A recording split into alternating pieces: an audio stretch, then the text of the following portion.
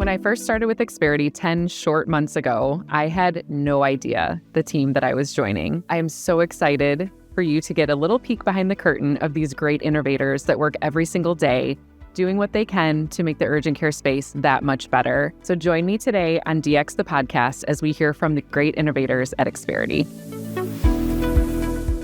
Adrian Agostini serves as Chief Revenue Officer at Experity. He brings extensive experience in large-scale B2B software and marketplace leadership, having held key roles at Oracle and Amazon, where he helped recruit over 900,000 merchants and drive more than $100 billion in gross merchandise sales. Before joining Experity, he served as Global Head of Revenue at Uber and later held CRO positions at multiple early-stage tech companies. His blend of executive leadership and entrepreneurial drive continue to push urgent care forward every day. Welcome to DX the podcast, Adrian. Thank you. So happy to have you here. So before we get started, I want to acknowledge that here we are in Seattle at the AI House, among some of the smartest minds in AI. I come from a background in medicine. You come from a career in consumerism. But together, we're combining our expertise and defining what can AI do for urgent care, essentially. Our approach has been very deliberate. We're not building AI for AI's sake. We're designing solutions with a deeply consumer-obsessed mindset. And you often talk about serving the unreasonable consumer. So let's start there. Who is this unreasonable consumer? Where do they come from? Why does this matter to urgent care? Yeah, I feel a little bit guilty about that because I was part of the engine that created this unreasonable consumer. So if you think a little bit about Amazon, for instance, we're in their backyard here in Seattle, they created an experience for what they call the prime customer. With the prime customer, you're setting a bar really high for yourself to deliver an unbelievable experience. So if you say to that customer, anything you want to be able to find to buy can be found online in our website, and it will be reasonably priced, and we'll get it delivered to you for free within a very tight time frame. You're setting an amazing expectation. And if that consumer starts to get hooked on that experience, they become unreasonable. They expect it everywhere they go, every need and desire that they have. And I went from Amazon to Uber. We took that unreasonable customer and made them super unreasonable. Super. Now you're expecting everything at the touch of a button. And that's the game we're all playing now. It doesn't matter what service you're in, what product you provide, how consumers find it and access it and adopt it and then become addicted to it, using that in a healthy sense, has become the way consumers expect to interoperate with providers. I don't think healthcare is any different. Yeah. And so as we move into this sort of age of AI and how these digital experiences are becoming ever more augmented, I think that unreasonable consumer has taken it up a level. And as providers, everyone's got to keep up. Yeah. And the unreasonable consumer is essentially looking for an on-demand experience at every turn, whether it's the next meal they're going to eat, the next ride they're going to look for when they're traveling or even in their home city or town. So we're kind of redefining what does on-demand mean for healthcare then? Because if it's happening in every other space of a patient's life, then why not be accessible in the healthcare journey? But we don't want our urgent care leaders to think they have to be everything to everybody. They can't be maybe the whole entire Amazon store for every patient. So we feel like that could maybe be a recipe for failure. So the real question is, can urgent care carve out, secure its success in the healthcare landscape and kind of break down the silos, but evolve this kind of relationship-driven business model and still, again, not trying to be everything to everybody, but really define what is on-demand healthcare for our patients? Yeah, I think it has an unfair advantage to sort of steal a march on every other aspect of healthcare. Largely, there's a clue in the title. So urgent care, right? So something's wrong, don't feel great, whatever the reason might be, I need help. Yeah.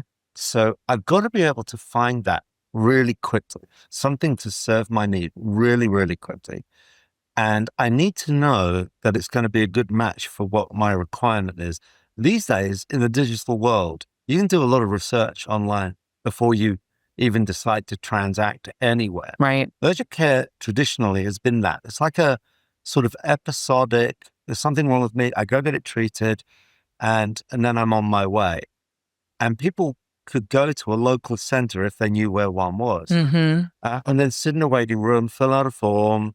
It's sort of the urgency piece seems to fall by the wayside Yeah. a little bit there. Suddenly it doesn't feel like an urgent Yeah, experience. right. But ultimately, I may get what I need, and then it's done. The question is that enough? And is that a good patient experience? And would it make a patient recommend you to someone else? Would it make them think of coming back to you for other things that you might be able to do for them? I think your point's a really good one. Don't try to be all things to everybody day one. You'll confuse your patients Mm-hmm. for a start. You'll stretch your providers to a point of you can't operate because Yeah. you just can't cover every single base. But there are opportunities for you to be able to maintain a relationship with a patient and maybe nudge them to take a further action. Mm-hmm. I can give some sort of illustrative examples of this. You could probably do it better than me because you are a doctor. I'm not. I'm just a very unreasonable consideration. But I do think that there is an opportunity, and here's the way I tend to think about it. Urgent care is a very attractive and meaningful healthcare proposition for people who have not really started a healthcare journey in Mm-hmm. life. Mm-hmm. So, I have 3 kids in their 20s. Urgent care when they were at college was an essential. Didn't have a PCP, didn't have a doctor that they go to. But if something was wrong, sore throat, whatever it might be, urgent care around the corner, easy transaction, a sort of retail-like experience. Yeah. In that situation, that could be your experience for the 3 or 4 years that you're there on campus. Yeah. And you may go there for multiple reasons. And it would be good that each time you did it, that they knew who you were, Right. what you were here last time for, and what you might be able to do next, or even to prevent you having to come back next time. And those kids do everything online. They Mm-hmm. don't have to get off the sofa. That's what they'll do. Yeah. So this is a front door experience to healthcare, and every front door should lead you somewhere else. If all it does is lead you to a treatment room and then out a back door, Right. and then you come back in the front door and no one knows who you are, that's not great.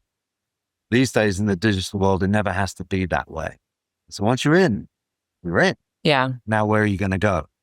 You need to connect to the things that are going to take you perhaps on that healthcare journey. Yeah. So kind of looking at urgent care as the great connector for these patients that are somewhat nomadic in their kind of journey in the healthcare experience, but why does it have to feel nomadic, right? Why can't it feel like there's a connection there? And furthermore, why do they have to feel like it stops, to your point, after that visit is over? If there's further services they need, or if there's an opportunity to come back for a different reason, again, to feel that you're connected in to the degree you want to be, right? We're looking at this generational change where there's this kind of desire to be connected, but not totally. Like, I don't want to be totally hook, line, and sinker only with you. I want to have the opportunity to choose my own path or my own direction too. But I think the other thing about that is, you know, while we think about, and I'm drawing analogies as patients, as consumers, one of the things that I think consumers benefit from is the intelligence that marketplaces like the Ubers and Amazons of the world, they learn about you. They learn about your buying behaviors and Mm-hmm. what you need, and they nudge you. And they Yeah. tell you what to do next, and you can elect to or not. Yeah. But it's constantly telling you this might be convenient for you. This might be Mm-hmm. good for you. So when flu shot season comes around, Mm-hmm. it's not a bad idea to remind your patient, hey, if you do this now, you won't come and see me because you're Yeah. sick 2 months later. These are easy things to do when you've built that ecosystem and a basis for a relationship. Yeah, absolutely. So that connectedness, kind of the fibers and dimensions of that connected business, bringing that connected experience to our patients. Overall, like, what are the processes that you kind of see have to be in place as you look at the urgent care space to make that connectedness happen? It's not just going to happen magically or overnight. So what do we need to be thinking about big picture to make sure that the level of connectedness that consumers are actually looking for becomes a reality, especially in the urgent care space? Well, it's interesting. If you start with just the provider, if you were just a provider and you were trying to figure this out all by yourself, you're encumbering yourself with an enormous amount of stuff you'd have to be able to do to Mm-hmm. meet every patient's, every women requirement. It's too hard. Yeah. But if you start from the patient and the patient comes in and you have this front door experience for them, if you are connected to an ecosystem of other providers, Mm-hmm. other services, it could be pharmacies, it could be specialist practices, you can connect to all of that and communicate to patients in a way that can connect them too. Yeah. And it all sits in the data lake. So the patient is the data. Yeah. The data informs. That's what makes it all intelligent. And then you can nudge and direct. So the ecosystem of healthcare is what's so important. If everything is fragmented, Yeah. as it somewhat is today, and then that essentially means as a patient, I could actually end up being 100 patients. I Mm. have 100 visits to 100 different clinics for 100 different reasons. Shouldn't really be that. Yeah. I should be at the center of all of that. And that flywheel revolves around me. Yeah, for sure. All right. Well, to close, I'm going to ask you a very direct question. What is the future of urgent care? How do we challenge the status quo? How do we push the boundaries? How do we leave these outdated strategies behind? What's ahead of us? What are we to do? Well, I think it's a good question because I think I think urgent care has got to actually answer that question for itself. It's been around for, a bunch of decades. It was an early disruptor. So Mhm. it's one of the things I really like about it, by the way. I don't come from around here. I'm a British guy. Health is very different over there. Yeah. Some would say we don't even have it. So you do, but you just have to wait a little Yeah. time for it. But the thing about urgent care is that it disrupted the emergency room. So if I'd asked you the question back then, well, what's the emergency room got to do to evolve? The Mm. idea you would have come up with is urgent Urgent care. care. And I think that's been on a really good run. There's 15,000 or so clinics across the US serving patients. And now it's got to figure out, well, what comes next? Hmm. We're very good at certain things. Patients want more Yeah. from us. How do we evolve and expand? And how can we use digital assets to help inform that? Because if everything I've got to do is build another rooftop, there's real estate involved, there's people I've got to put in to staff it. This is really hard Yeah. to build something and then just hope people will come. So you have to ask your customer where you're going to go next. Hmm. This, in my mind, is analogous to my life at Amazon, for instance. When Amazon disrupted the bookstore, it created an online category where you could find any book, Yeah. any title, anywhere in the world, and it would be reasonably priced and they could send it to you. And then they said, well, what's next for the market? So Hmm. they asked their customers. Customers said, can you sell clothes? Can you sell automotive parts? Can you do all of those things? And Amazon said, well, we can, but actually we can't.